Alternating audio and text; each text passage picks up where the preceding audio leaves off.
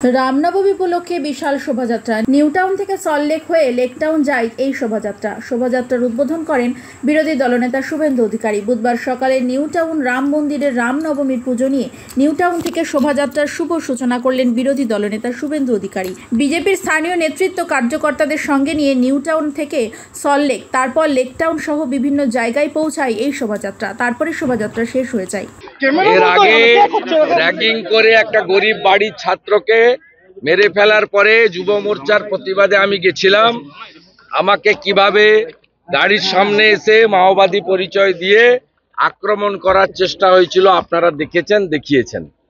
স্বাভাবিকভাবে এই রাষ্ট্রবিরোধী, সংবিধান বিরোধী, ভারত বিরোধী টুকরে টুকরে গ্যাংকে মমতা ব্যানার্জির আশ্রয়ে প্রশ্রয়ে ওখানে পালিত করা হচ্ছে।